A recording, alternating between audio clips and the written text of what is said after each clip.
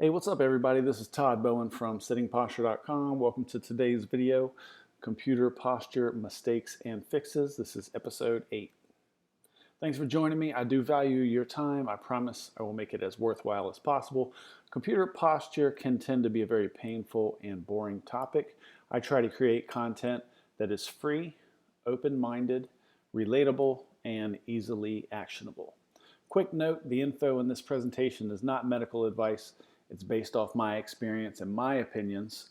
I talk about good habits that have helped me live a higher quality sedentary lifestyle. Do your research, make good decisions, and be the best possible advocate you can be for your own health care and posture. The specific goals of my channel are to help the user decrease pain caused by sitting at a computer. That's always going to be my number one goal. Increase energy, improve mental clarity, and increase work productivity. Quick note about me, I've got an information technology degree, so I've taken classes like workstation ergonomics and user experience. I'm a lifelong athlete and exerciser, for a lack of a better term, and 20 plus years of a sedentary lifestyle that I've worked. Here's a quick look at my website, all kinds of free resources there. If you want to download a free computer posture checklist, just go to the top toolbar here at sittingposture.com. This checklist here is for sitting only, haven't made one for standing yet. Or you could sign up down here for my weekly email. I only send one email a week on Fridays, and in that email I can include a link to the article that I wrote for that week, as well as the 2 YouTube videos that I posted that week. All right, let's get into it. Computer posture mistakes and fixes, episode 8. Let's look at this picture real quick. She's obviously not taking advantage of that back support, even if she is holding her lower back in pain there, trying to get some relief. It just looks like she's not taking full advantage of this back support here. I'm not a big fan of it either. Just my personal preference. It's very thin. Maybe if it would lean forward a little bit, it would help her out if it would lean up to about right there. But in order for her to sit back and take advantage of that back support, this chair would have to go forward a long way for her arms to comfortably reach the keyboard and mouse, even if she has the keyboard at the edge of her desk, which she doesn't. And the problem there is these armrests right here are going to hit this table most likely. So I actually wrote an article about that. It's actually one of my most searched articles. Why office chair armrests don't work for me is the title of it. It can be found at sittingposture.com/armrests, and I'll put that link in the show notes down here. But anyway, moving on, she's not taking advantage of the back support. I would definitely see if that chair would lean forward, or if she can get a chair with less of a reclined position. I'm not compensated by any product sellers or manufacturers. There's no paid promotion in this video. Just want to make that clear. If I talk about a desk or a keyboard or something like that, it's simply a coincidence, or I bought one with my own money and it helped improve my quality of life, so I feel like I want to mention it. Here's a photo that I use very often. This guy's doing plenty of things wrong. First of all, his head is way in front of his torso, so the back of his neck is compressed, over compressed. The front of his neck is overextended.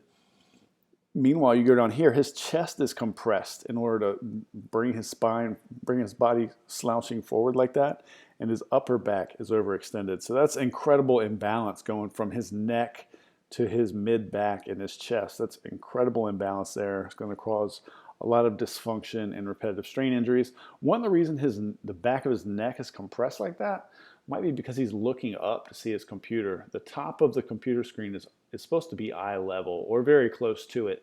You can see eye level for him is hitting the middle of his screen, so he's got to look up in order to do that. He's got to contract that neck, the back of the neck muscles just a little bit, which isn't good.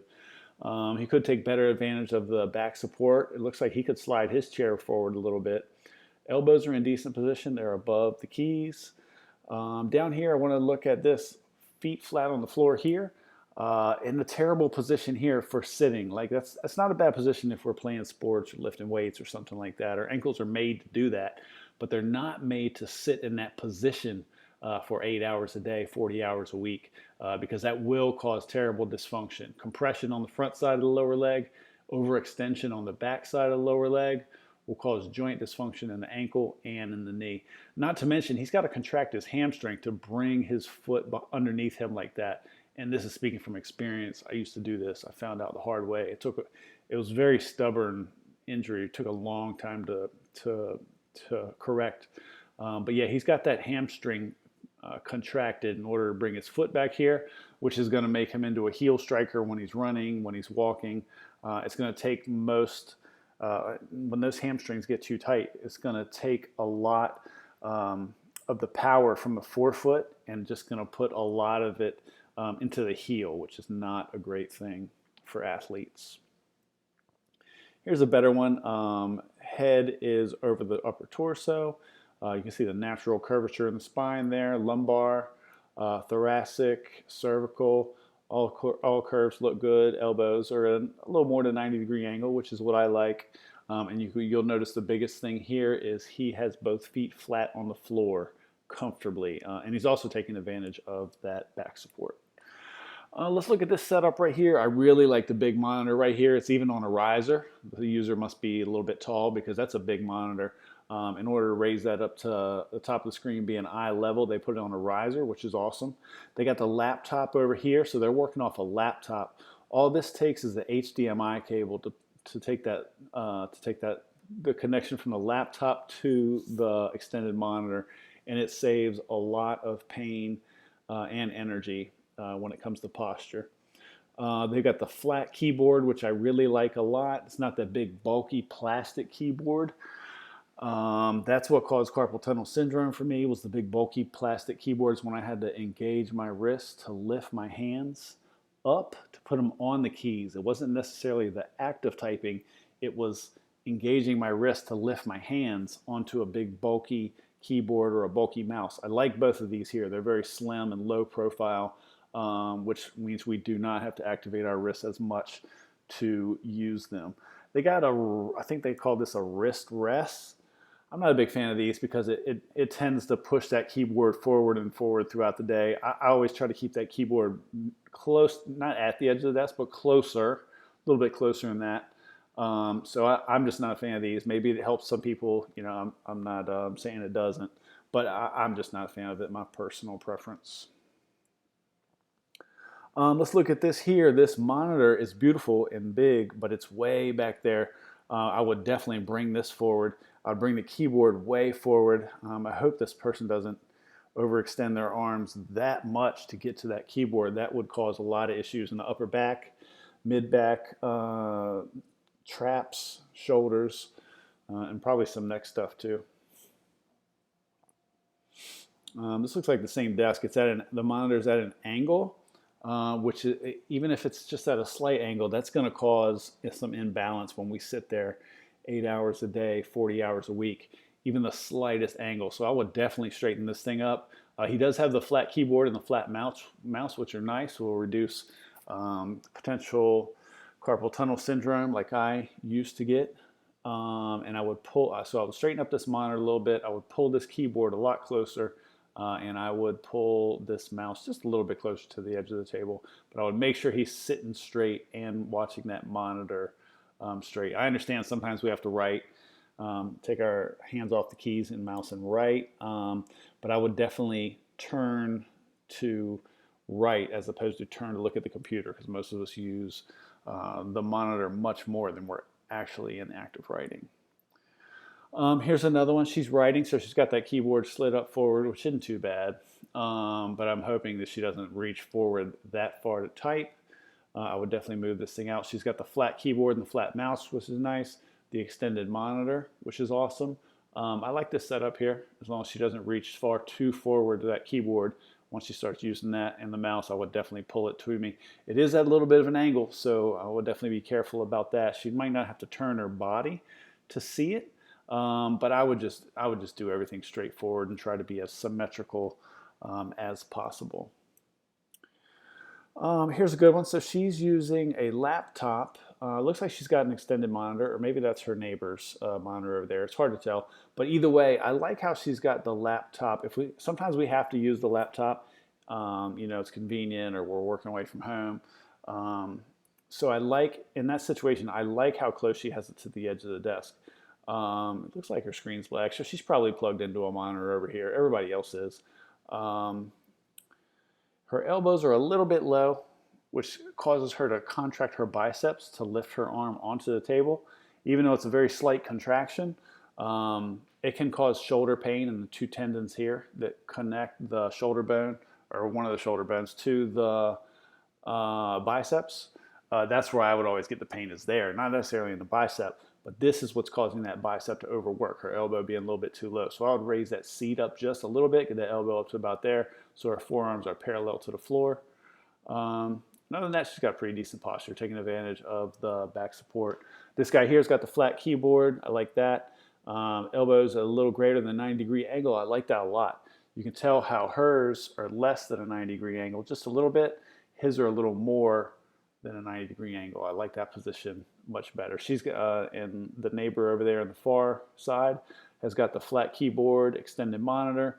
I like that. You can tell her arms are at a little bit of an angle too, not parallel to the floor. So I would also raise her chair up just a little bit, personal preference, but speaking from experience. All right, so here's a good one. She's using a laptop, and obviously, you know, we all use laptops, but to look at that screen like that, I would definitely limit that to, you know, 15, 30 minutes at a time. I wouldn't look down at a laptop screen like that, because she's looking down at a 45-degree angle, and that's just to see the top of the screen.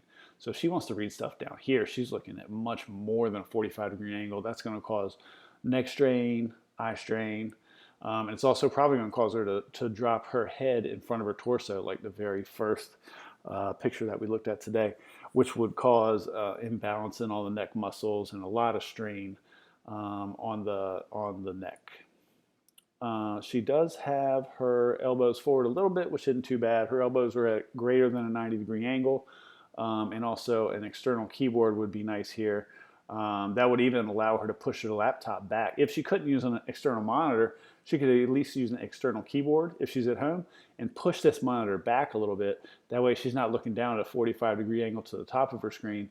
She's looking more between a 45 and 90 degree, and then maybe like a 45 degree to get to the middle of her screen.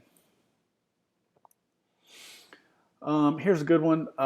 He's sitting at an angle which I don't like. He's gonna get a lot of overextension on his right side and a little bit compressed on his left side, just for this slight angle right here of the keyboard and the mouse.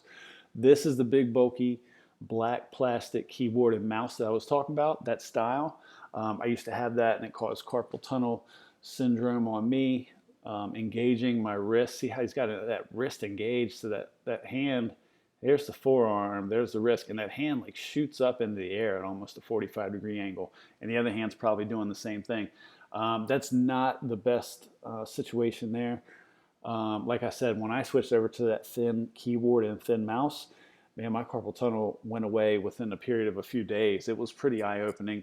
I like all the extended monitors he's got. He's looking way up to see one of these monitors. I'm not sure. He must be some kind of graphic designer or programmer or something like that. He must need a lot of monitor, and I get it, but I just hope he doesn't have to look straight up at that angle too often, or at least hold his head in that position. If he's got to glance up there every once in a while, that's one thing. Just something, if that's just something he needs to be aware of up there, it's no big deal. But if he's constantly working on this top third portion of the screen, that's definitely going to cause some issues, a lot of compression on the back neck muscles on the back of the neck. And overextension and deactivation of muscles on the front of his neck. Over here we got a young guy. I like how she's got her extended monitor there. That's really good. He's turned at an angle, but I mean, he's young and he's obviously just working on a computer and learning how to use it.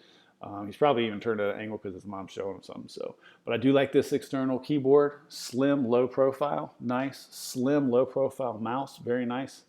And he's got his, let's say if he was an adult, you know, he's only a kid, but if he was an adult working at a desk for 8 hours a day, 40 hours a week, these arms being flared out like that to the side will definitely cause a lot of strain in the lateral shoulder muscles, up through the traps, and even through the external shoulder muscles here in the back. and the back of the shoulder, the external rotators.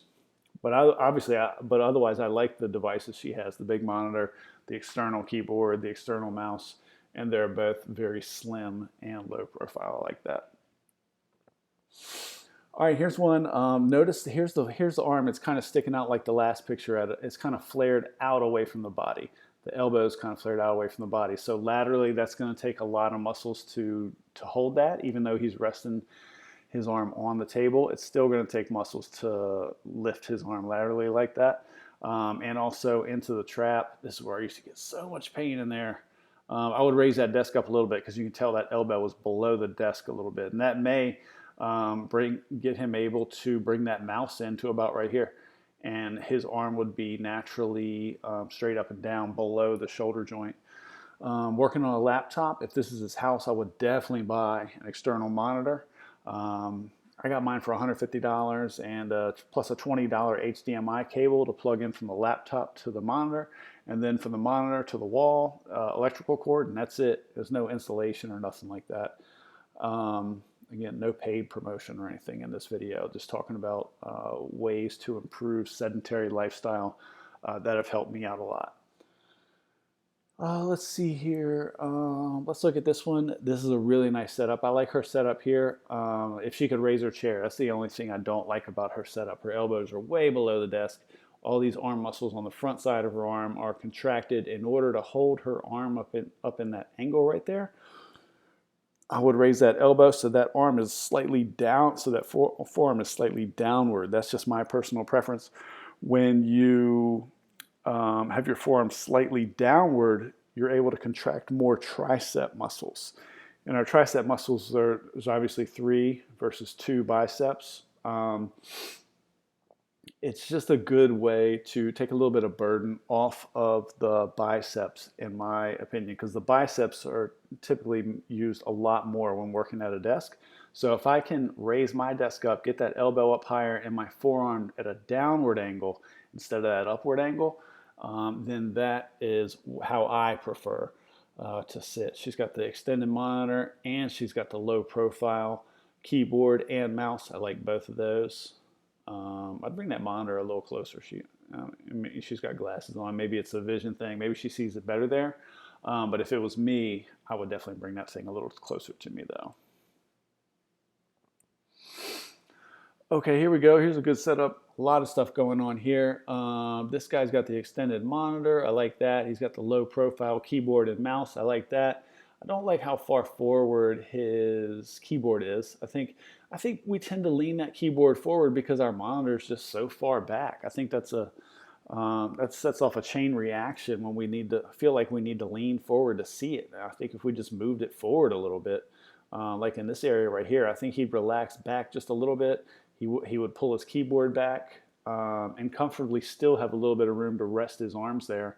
I do like the angle that his arms are at, so his chair may be at the right height. It's hard to tell if he's using the back support, but I do like a little bit greater than a 90-degree angle. I do like that there. Over there, they've got the extended monitor, which is nice. Over here, she's working off a laptop, which is, understandable. We're not always at the liberty of an extended monitor. We can't have everything. But one thing I would mention, though, is this tablet down here. Instead of her looking straight down at the table to see stuff on this tablet, I would definitely look into getting some kind of mount for that, so that tablet is up higher. You can get a mount. I'm looking at one right now off Amazon for like $25, and it'll clamp to the edge of the table here, and you can hold the tablet like eye level.